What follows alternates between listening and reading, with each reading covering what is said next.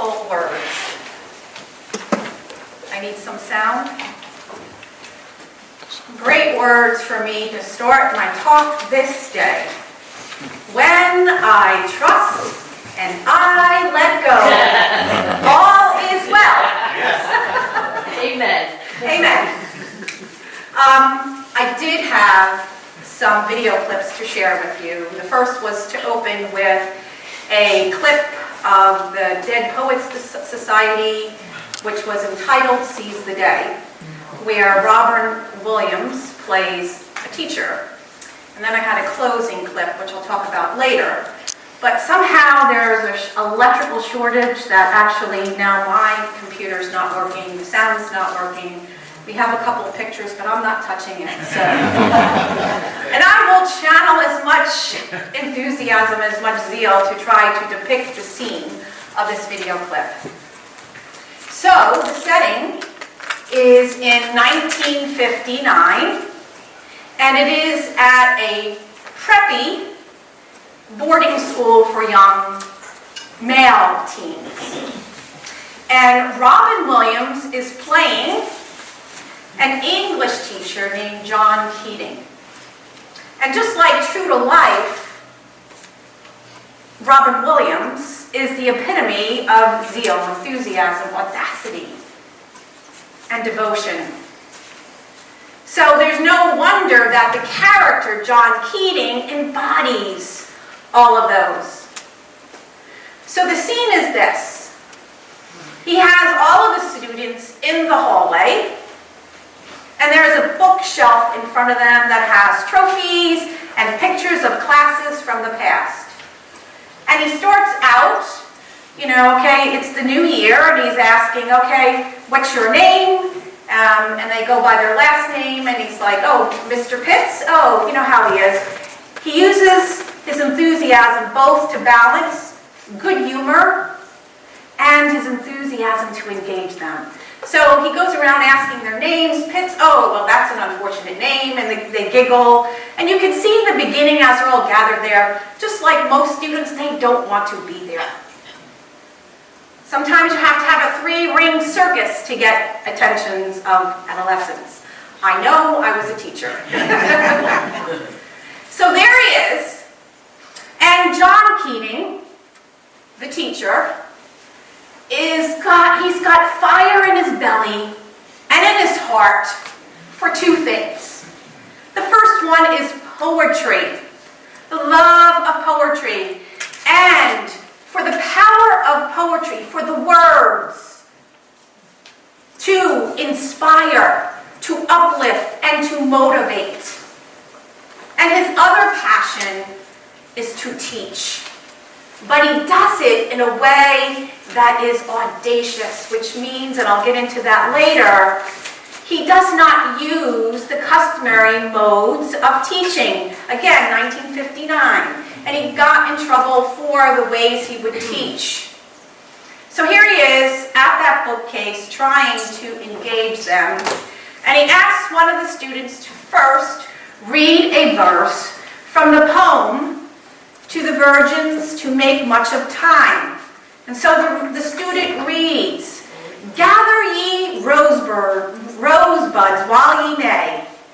Gather ye rosebuds while ye may. Old time is still flying, and the same flower that smiles today, tomorrow will be dying. And so they first start off with that. And then he tries to get their attention through telling them, look at the case of all these young men. They are worm meat now. And they're like, what? Yeah, they're worm meat now. Lean in. Look at them. Look at them. And they're all leaning in. And then he's like, can you hear them? They're speaking to you. What is their legacy? And then from behind, Robin Williams sounds like, I could probably use your costume now, somebody like from the dead. And he's like, seize the day. Seize the day. kids are like, they don't know whether to be inspired or spooked out. But nevertheless, he got their attention and their openness. And then he asked them, so what will you do? What is your fire? What is your inspiration? And so John Keaton and Robin Williams masterfully uses the power, the light of zeal from spiritual consciousness. We know that comes from spiritual consciousness when their person's zeal, your zeal, my zeal, not only is inspiring from within yourself, but now comes out and inspires others for good. And so I want to take a closer look. How do we use zeal masterfully? And those qualities that both the teacher, played by Robin Williams, exhibited. So first, let us take a look at the aspect of zeal that is called enthusiasm. That is our joy, our zest for life. And we saw, in the clip you could see, I mean, you can imagine Robin Williams, right?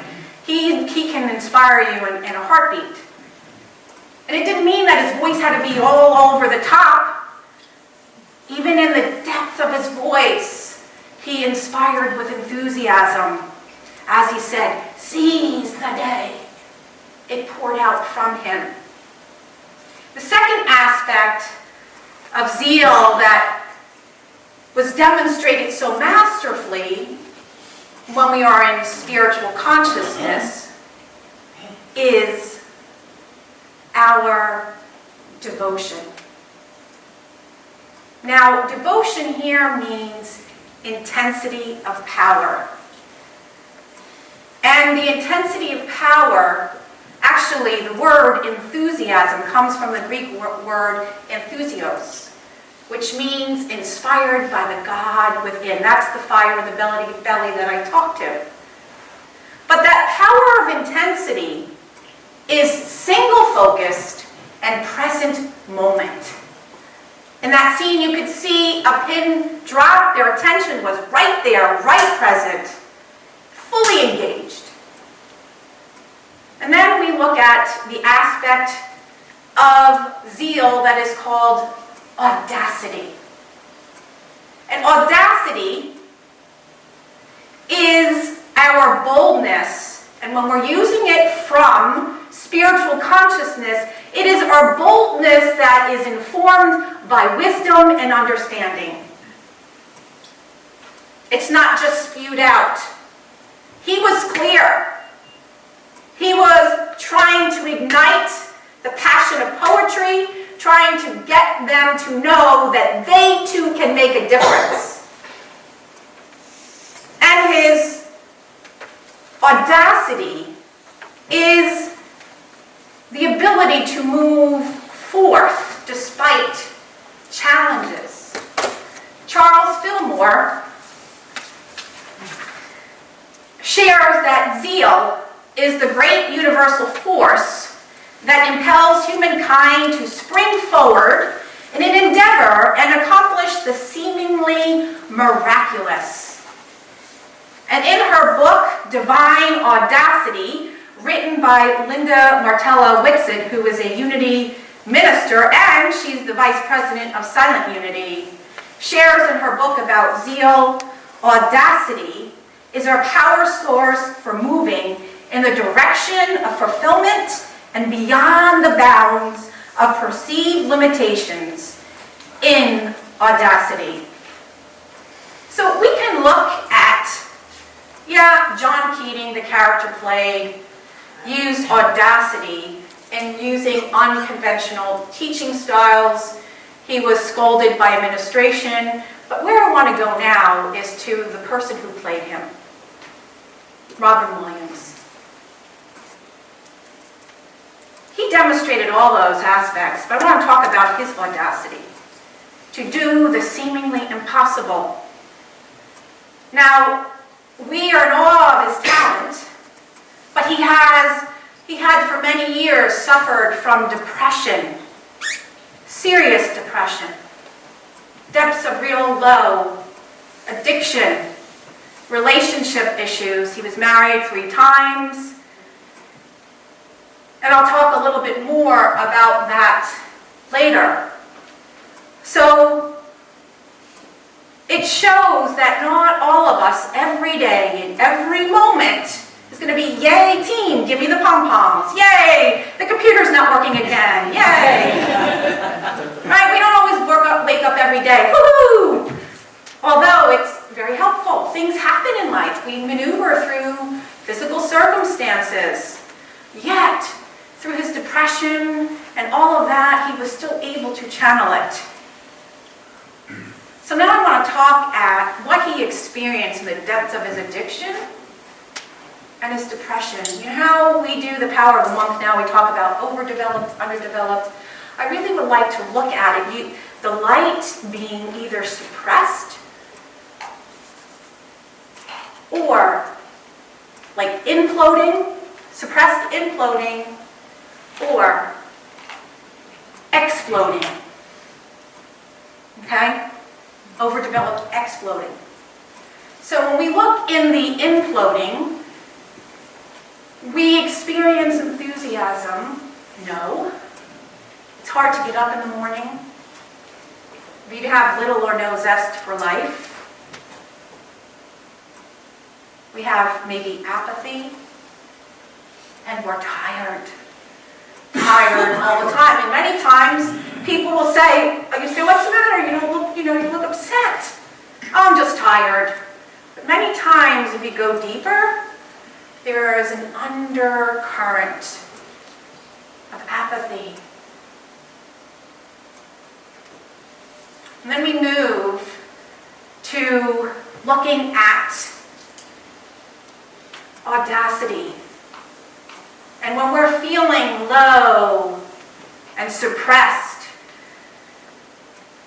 we come from, instead of that boldness, we come from more timidity. We would rather hide. You know, Marianne Williamson talks about, your smallness serves no one. So when we are engaging our power or light of zeal, in that suppressed mode, we become timid. We become procrastinators. We are afraid to take action. Our fears and our anxiety grip us. And I want to talk about devotion, the third aspect there for zeal. When it's suppressed or underdeveloped, that is depression, whether it's short-term or chronic. In 2014, Robin Williams committed suicide, and I think most of you know that. And at the time, news outlets, reporters shared a statement that a few weeks before his death, that he found out he had Parkinson's disease. However, in a Vanity Fair article published in 2018, the autopsy's results actually showed he was misdiagnosed. He had Lewy body dementia, which is an aggressive and incurable brain disease. And there's a high correlation to suicide. Okay? So from that suppressed state, we are depressed. It's hard to stay focused on anything. And this leads me into looking at the causes, right? What causes that suppression of zeal? And there are many. And only you can tell, and maybe by getting some support. Now we talked about the real thing of physical and mental disease. And so if you feel that something like that, chronic depression is up, and you are not seeking support, I advise you to go do that. But there are other causes as well. It is our belief system, right? If we believe in lack, limitation, we believe in our smallness, we have little willpower, we want things to come to us easy, we're more interested in entertaining ourselves than kind of being motivated and working hard. And it also comes when we habitually have been trained to be victims of our world, which is the opposite of owning our divinity, right? Everything, lowest consciousness, victim, to me. Everything is happening to me. Life isn't fair. Why bother? Why try? Everything I do turns out not to work. I'm just not meant to fill in the blank. Have a partner, have the right job, make enough money, and we live from that place. Now, these same causes that I speak of about contributing to the suppressed light of zeal also are the same factors that contribute to the explosive outlet of zeal. Right? All of those things can be that way if we're a victim. If we're a victim, we can play small. And if we feel a victim, sometimes we can what? Attack.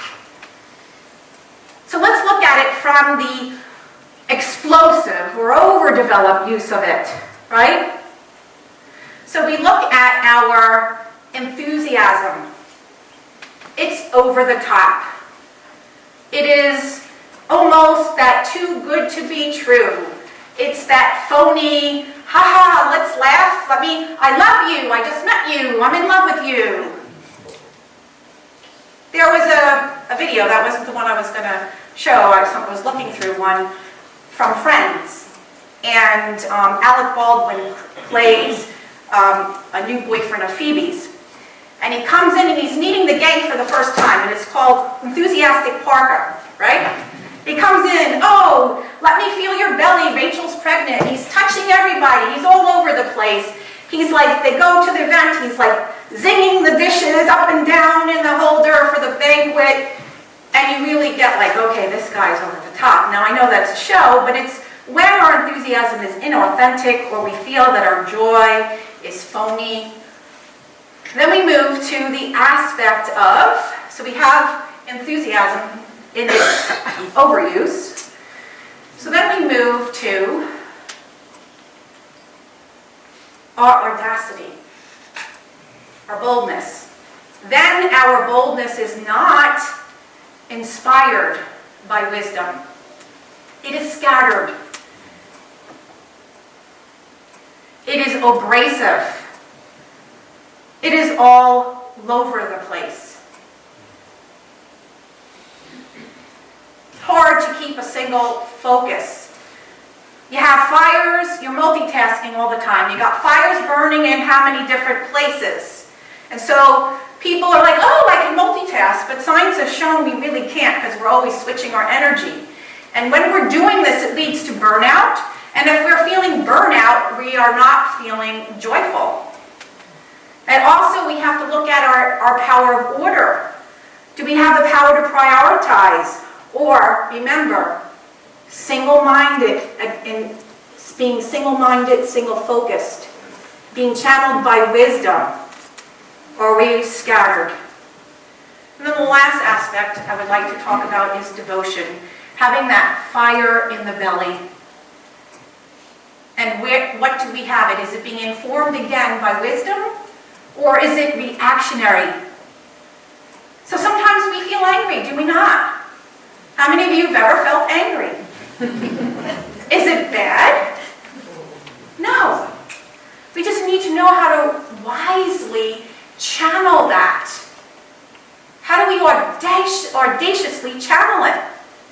And we see now many activists in this climate, and I've talked about this, when they get angry about the injustices, Instead of challenging their audacity, their enthusiasm, and their devotion with wisdom, it's that over-the-top vomiting and fighting to the point where they now blame this one and that one, and other groups of others are created. And there is someone also who I adored tremendously that knew how to do this so well, and this was my second video, and it is Congressman Elijah Cummings. Oh.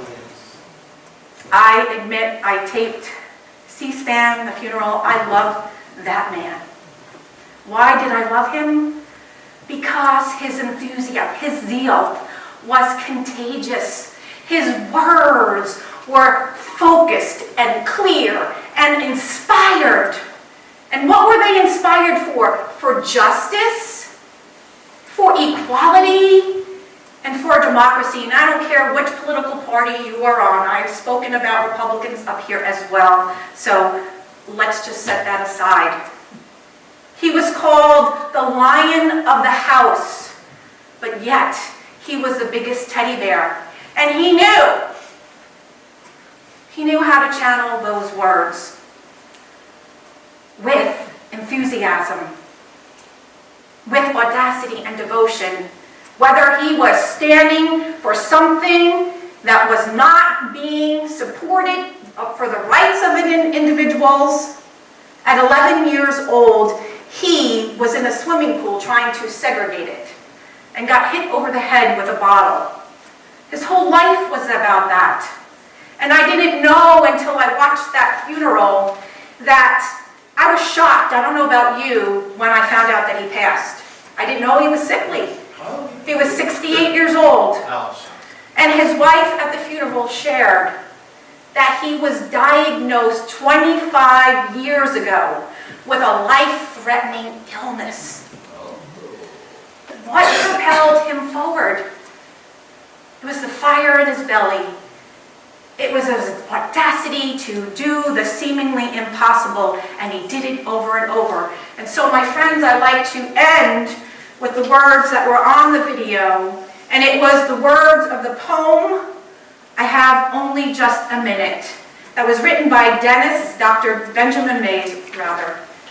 And this was his first speech on the House floor as a new congressman. I have only just a minute, only 60 seconds in it. Forced upon me, can't refuse it. Didn't seek it, didn't choose it. But it's up to me. It's up to me to use it. I must suffer if I lose it. Give account if I abuse it.